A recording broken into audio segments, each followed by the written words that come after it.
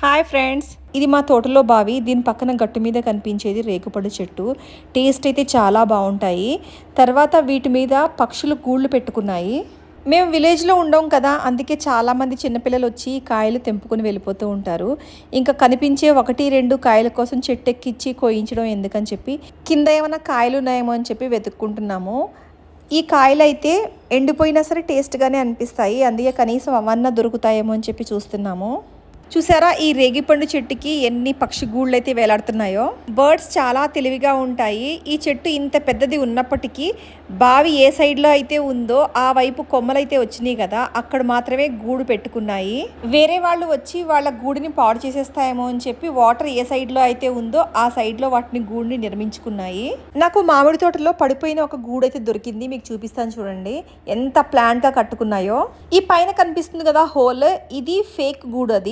అదేంటంటే పావులు ఏమన్నా వచ్చి వెతుక్కొని వెళ్ళిపోతాయనే ఉద్దేశంతో పైన ఒకటి హోల్లా తయారు చేస్తుంది గూడులాగా. అసలు గూడు ఈ కింద ఉంది చూడండి. దీంట్లో వాటి గుడ్లు వాటి పిల్లలు ఉంటాయి.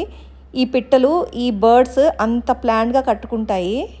మా పొలాల్లో ఉన్న బావి, అక్కడ చెట్లు, అక్కడ వాతావరణం ఏ విధంగా అనిపించిందో కామెంట్లో తప్పకుండా రాయండి. ఈ వీడియో నచ్చినట్లయితే మాత్రం ప్లీజ్ లైక్ చేయడం మాత్రం మర్చిపోవద్దు ఫ్రెండ్స్. బాయ్.